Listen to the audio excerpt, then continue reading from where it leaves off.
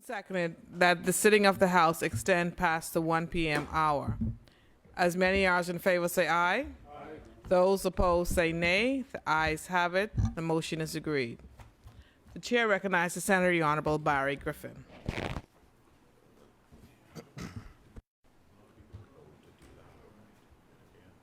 Thank you, Madam President. I rise to add my voice to this very important debate on the Consumer Protection Bill 2023. Madam President, promise made, promise kept. This is where I would like to start.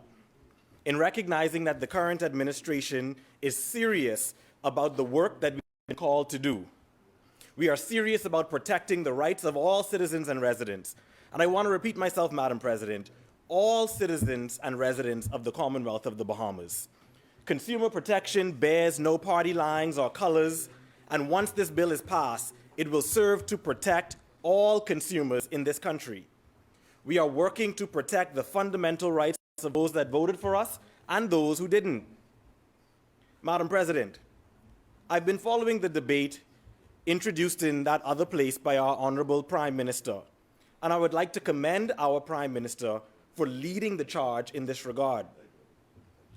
Once we say yay in this place today, Madam President, this compassionate, caring, and people-centered government would have passed yet another hallmark piece of legislation with precise, strict, and exacting clauses that give the legislation depth and teeth.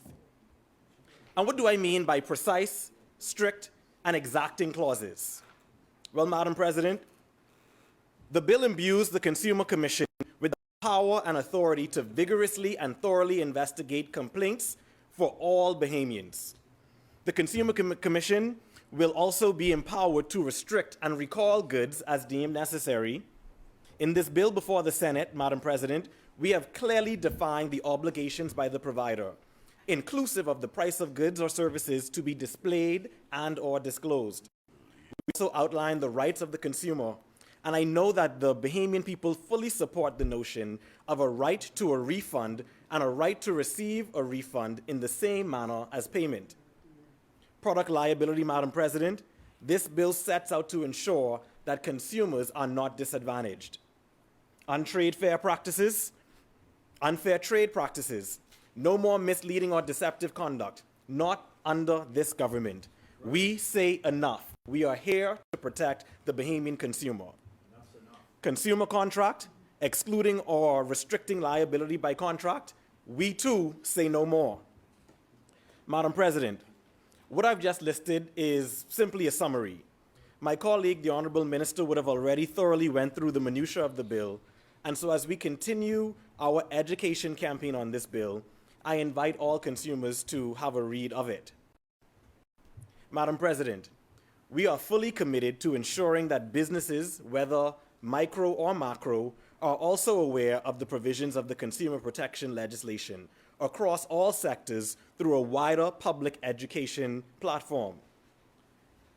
I say so conscious of the fact that there are quite a substantial number of consumers who also do not know where to go when they need help stemming from unfair commerce in this country. We must all commit to building and strengthening the current practices in the marketplace. Madam President, again, we, the government, must protect consumers in this country. You would agree with me, Madam President, that the government of the day is the highest spokesperson for the Bahamian people, and therefore we have a distinct obligation to be on high alert to the needs of consumers in this country and to protect their interests in a fair and equitable way. Madam President, let us think about it for a moment.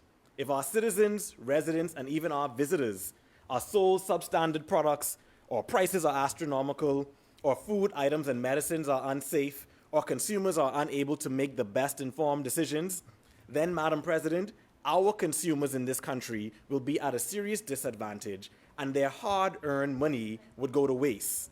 This cannot be fair and is not just. Therefore, this bill seeks to strengthen the arms of the Commission and the consumer, as I have mentioned before, and correspondingly so put business on a path for a fair and balanced dispensation of their goods and services to the intended recipients. Madam President, we are a people-centered government, and for the people, this bill achieves much. We are legislating the right to be informed by the provider of the sale of goods and services with respect to deceitful conduct and deliberate misleading information, the right to be heard via complaint and investigative mediums, the right to choose and an assurance of quality of goods and services by those who offer, and a strong signal to businesses that the voice of the Commission is empowered to stamp out deceptive trade practices and false advertising.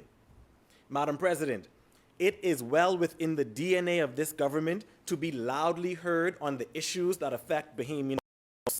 Our genetic makeup as a party and as a government obligates us to protect the common interests of the masses in the laws we debate and enact in this place. Madam President, this is the mission of our government, and we will continue to champion the protection of consumer rights in our quest for fair competition. There must be no place for Bahamian consumers to be disadvantaged by scams or pyramid schemes in this country. Madam President, I am sure that every Bahamian welcomes this bill, and with this passage will bring this piece of legislation into the 21st century, in line with places such as our contemporaries like Barbados, ultimately strengthening the way we protect our consumers and, more broadly, the way commerce is executed in this country.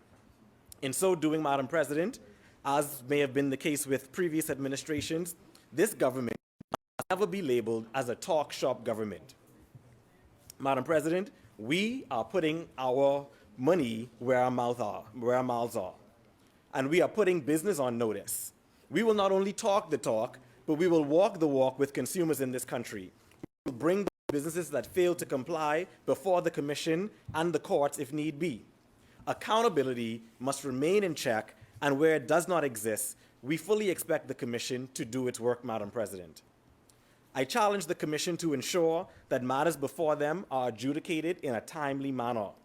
We cannot have matters tied up in the system, and while there is a process, we are saying that the intention would be to get through each matter in a decent time frame to ensure the integrity of the Commission and equally the faith of the consumer in the Commission.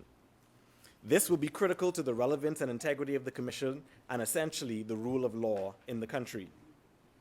Madam President, we are a nation governed by the rule of law, and therefore we cannot just come to this place for the sake of debating bills and signing bills into law with no proper checks and balances to ensure that we keep the said laws upheld.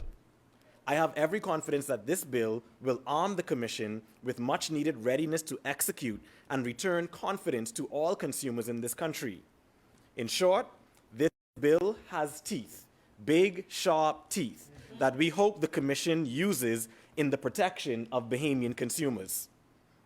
Madam President, I would like to reiterate to all consumers in this country that this bill is equally intended to safeguard and encourage consumers to speak against insufficiency and flaws in trade and commerce, and to understand that the power ultimately lies in their hands.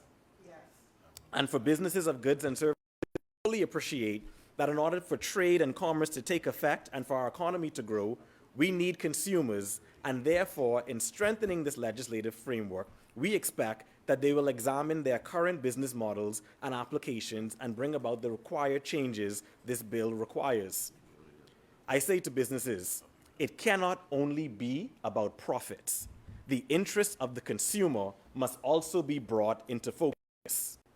And to the Commission, with a renewed focus, we expect full accountability. Big business must be held to the same standards as small businesses. It cannot be business as usual. We are here to change the status quo. Madam President, in the political world, change has become a buzzword, a talking point, and less of an action word. I hope that the Bahamian public sees that change and transformation are not just buzzwords for this government. They are action words to us. And we know that all change won't happen overnight. Some change must be steady and incremental, but not this change we talk about today. With global inflation at historic highs, gas prices creeping up, and instability around the world affecting trade and logistics, consumers are looking for a bright light. So we must be creative in the policy levers that we use to bring about financial relief to the Bahamian consumer.